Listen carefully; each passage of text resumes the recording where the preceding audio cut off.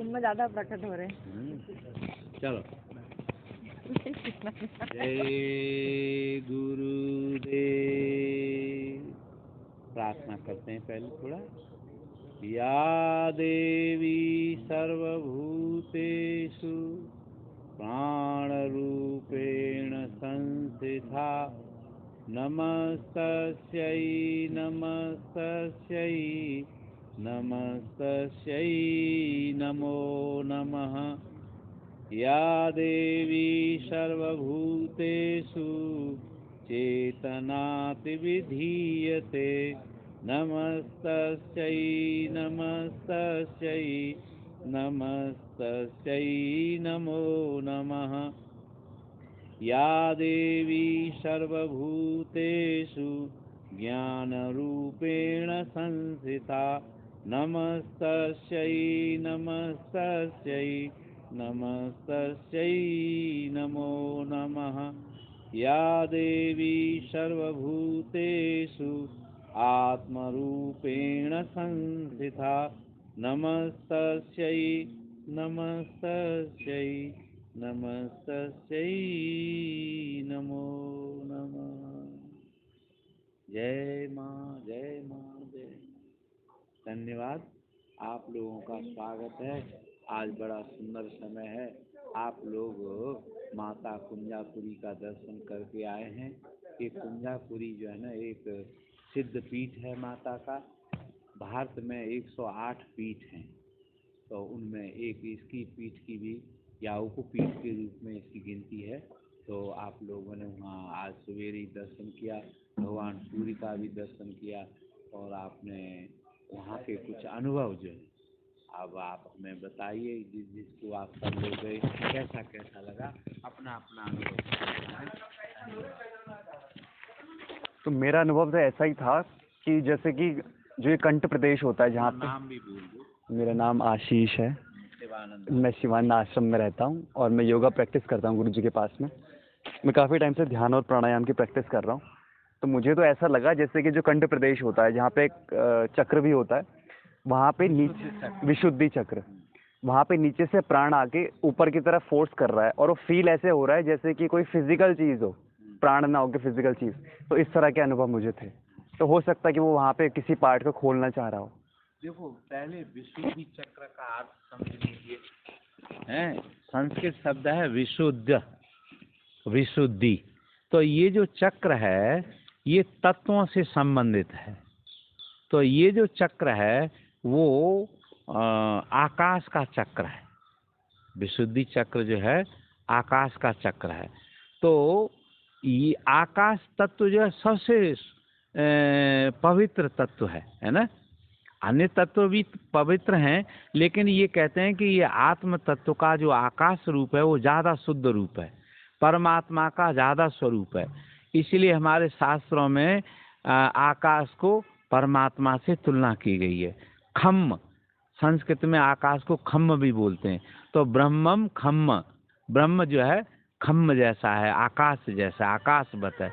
तो आकाश जो है वो ब्रह्म का प्रतीक है। तो आपको विशुद्धि चक्र में जो भी अनुभूति हुई उसके जागरण का जैसा लगा या उसका शुद्धिकरण हुआ, है ना। विशुद्धि चक्र में जब आपकी चेतना गई तो उसका शुद्धिकरण हुआ, इसलिए वो विशुद्धि चक्र का जागरण है, संवेदन है। तो इसको और बढ़ने दें। और कंठ शुद्ध होने से वाणी की सिद्धि हो जाती है। जिसका विशुद्धि चक्र सिद्ध होगा फिर वो जो कहेगा वो सत्य हो जाएगा। अर्थात वो वरदान भी दे सकता है और नेगेटिव भाव में अगर वो गुस्सा हो जाए तो किसी को श्राप भी दे सकता है, लेकिन उसका वाणी का फल तत्काल सिद्ध होता है। इसलिए हमें चक्रों को शुद्ध होने देना चाहिए, सिद्ध होना चाहिए। धन्यवाद। अच्छा अनुभव है, माता की कृपा है, इसको बढ़ाते रहिए, साधना करते रहिए। और बोलिए रिमझिम, आपको कैसा लगा? गुरु जी, मैं माता के दर्शन, मेरा नाम रिमझिम राजपूत है। मैं आज माता के दर्शन करने के बाद जब मैं ध्यान करने के लिए बैठी तो 2-3 मिनट बाद मुझे ऐसे लगा कि थर्ड आई जो होती है वहाँ पर येलो कलर का चक्र दिखा। फिर उसके बाद में उसमें माता की मूर्ति दिखी मुझे गोल्डन कलर की। गोल्डन कलर की। जी, मतलब पूरा ऐसा पूरा रूप, पहले चरण दिखे, फिर उनके शोल्डर दिखे, फिर उनके हाथ, ऐसा। लेकिन मुझे बहुत ज़्यादा दर्द होने लगा, बिल्कुल असहनीय दर्द था वो मेरे लिए। तो फिर मैंने अपनी आंखें खोल ली थी। देखो, इन्होंने अनुभव बताया कि इनके आज्ञा चक्र में इनको संवेदना हुई, और क्या दिखा उस आज्ञा चक्र में कि माता जी जो हैं वो नीले रंग की, नीलमा रंग में उनका शरीर है, और वो साकार जो है ना उसमें हैं। धीरे धीरे उस माता जी का जो रंग है वो सुनहरा हो गया है, और जो है ना गोल्डन कलर में बदल गया। तो देखो, जो आज्ञा चक्र है वो सभी चक्रों का जो है ना क्षेत्र है। सभी चक्र जब इकट्ठे हो जाते हैं या उसमें विलीन हो जाते हैं तो आज्ञा चक्र बनता है। क्योंकि अन्य चक्र जो नीचे के चक्र हैं, विशुद्धि और मूलाधार आदि, ये सब जो है आज्ञा चक्र के अनुकूल रहते हैं, उनके आदेश से काम करते हैं। अर्थात आज्ञा चक्र जो है भगवान शिव का और शक्ति का मिलन रूप है। तो शक्ति और चक्र जो है वो शक्ति के रूप हैं, क्योंकि शक्ति जो है ना वो पदार्थ का रूप है, संसार का रूप है। तो जो चक्र हैं वो माता जी के 5 रूप हैं, 5 तत्व हैं। उनमें रंग भी होते हैं, है ना। तत्वों में जो हमारे चक्र हैं उनमें रंग भी हैं, रूप भी है, गंध भी है, सारे उनके सूक्ष्म रूप भी हैं। तो वो हमें भिन्न भिन्न प्रकार से दिखाई देते हैं। लेकिन इनको जो है ना प्रकाश रूप अग्नि तत्व के सहयोग से 2 रूप दिखाई दिए। एक माता का नीला रूप दिखाई दिया, तो माँ काली जो है इनकी इष्ट देव भी हैं। तो माता काली का जो कालिमामय रूप, काली पूरी तरह से काली नहीं है, नीले रंग की होती है। और नीला रंग जो है आकाश का होता है, नीला रंग आकाश का होता है। और इस रंग को हम शांति का प्रतीक भी मानते हैं। इसका एक रूप कुंडलिनी भी है, कुंडलिनी का रूप जो है ना नीला माना गया है।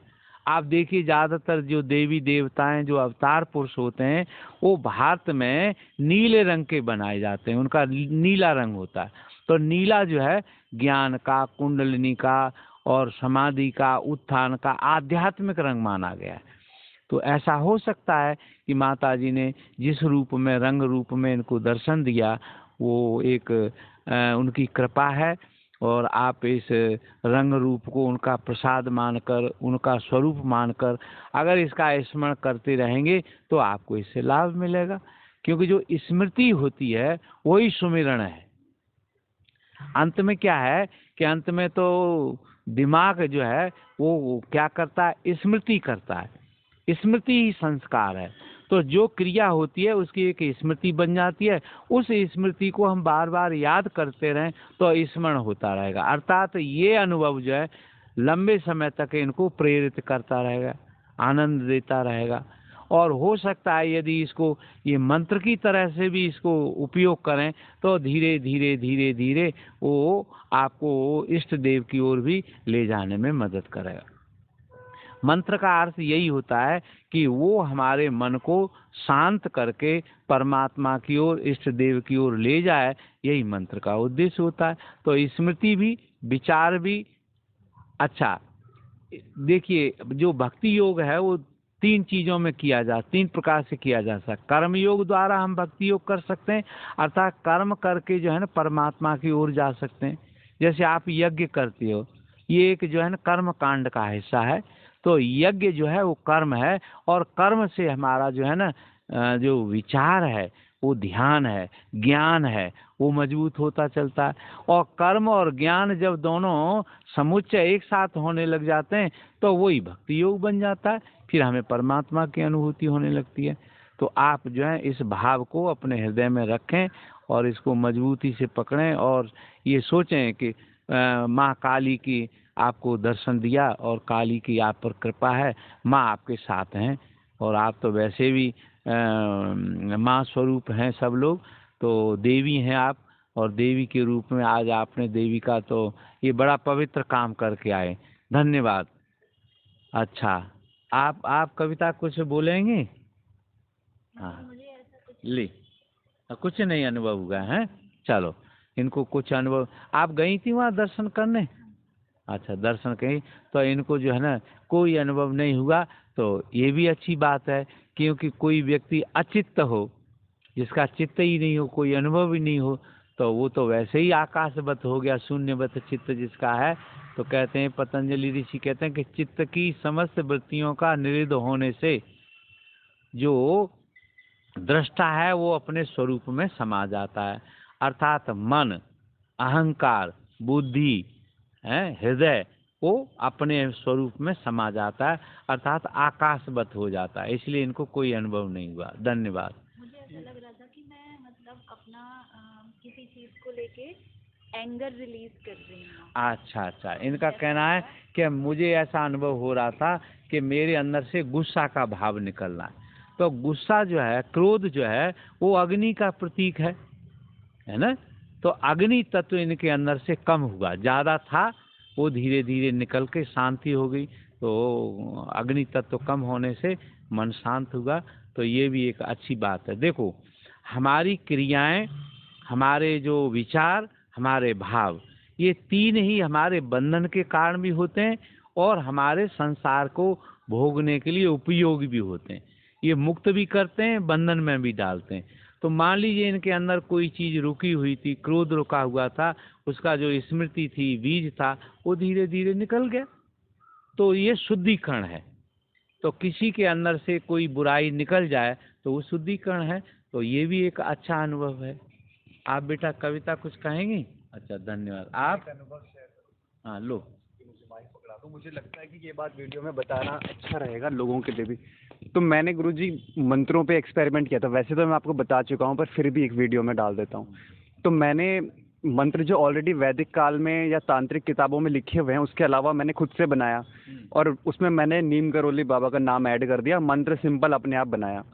तो अपने आप बना के मैंने उसका एक्सपेरिमेंट किया कि चित्त पे उसका भाव करने से कुछ होता है कि नहीं। तो मैंने ये अनुभव किया कि तीसरे दिन मैंने उन बाबा के और कुछ सिद्धों के दर्शन किए थे। तो ये मुझे ऐसा लगता है कि अगर इस मंत्र का या इस भाव का स्मरण बार बार किया जाए तो ये प्रभावित होगा और ये फंक्शनल हो जाएगा, बाद में फंक्शन करने लगेगा। तो ये मेरा अनुभव था। तो ऐसे तो कोई किसी भी सिद्ध को या किसी का भी किसी से भी कनेक्शन जोड़ सकता है। हाँ। भाव ही करना है बस। तो देखिए, मंत्र जो है ना, ये भी भाव है। तो हमारे यहाँ एक हठ योग परंपरा है, उसमें औघड़ परंपरा भी है। औघड़ का अर्थ होता है अगढ़, जो सुसंस्कृत नहीं है, अगढ़ है। तो उनके जो मंत्र होते थे उनको वो स्वयं ही बनाते थे। न वो वैदिक मंत्र होते थे, पौराणिक भी नहीं होते थे। वो जो है ना देहाती भाषा में मंत्र होते हैं और वो नाथ परंपरा से चले हैं। मैं उनका जो शुद्ध रूप है वो नाम उनका याद नहीं है, पर औघड़ मंत्र जो है ना वो व्यक्ति स्वयं साधक बनाते थे या साधना करते करते वो उनके अंदर प्रकट होते थे। जैसे आपने नीम करौली बाबा का नाम लिया, हालांकि नीम करौली बाबा से आपका कोई मंत्र वो आपके इष्ट नहीं थे, कोई भाव, लेकिन एकाएक आपको उनके उसमें आ गया और आपने उसको नाम को मंत्र के साथ या मंत्र के रूप में जोड़ के मंत्र बना लिया। तो वो आपका स्वयं व्युत्पन्न मंत्र हो गया वो। तो ये औघड़ परंपरा में ऐसा होता है। सिद्धों में अनेक मंत्र जो है ना अपने आप जागृत होते हैं, जिनके कोई सांस्कृतिक अर्थ नहीं होते, है ना। अर्थ वो ढूंढोगे तो उसमें अर्थ नहीं होते, लेकिन ये मंत्र भी फिर जो है ना काम करते हैं। तो बाबा नीम करौली एक महान सिद्ध हुए हैं और भारत के लोगों की और विश्व के लोगों की उनमें आस्था है। तो उनका भाव आपके अंदर जगा है तो कोई न कोई संस्कार रहा होगा और ये अच्छी बात है। और हम जो ये अनुभव शेयर कर रहे हैं ये सबके कल्याणकारी हैं, क्योंकि जो हमें अनुभव होता है वो दूसरे को भी हो सकता है और उनसे प्रेरणा मिलने से उनके अंदर वो भाव जागृत होता है। इसीलिए हमें सभी साधकों को, अच्छे साधकों को खास तरीके से अपने शेयर सबके साथ बांटना चाहिए, पर उन्हीं लोगों के साथ बांटना चाहिए जिनकी उनमें श्रद्धा हो, सुनने की इच्छा हो, तो उनके अंदर वो एक विशेष संस्कार पैदा करते हैं। धन्यवाद। और किसी को कुछ कहना है?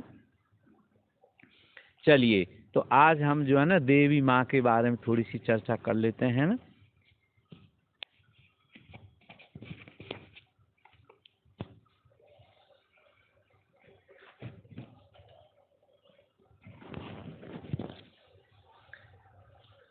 जय गुरुदेव। देखो, भगवान शिव और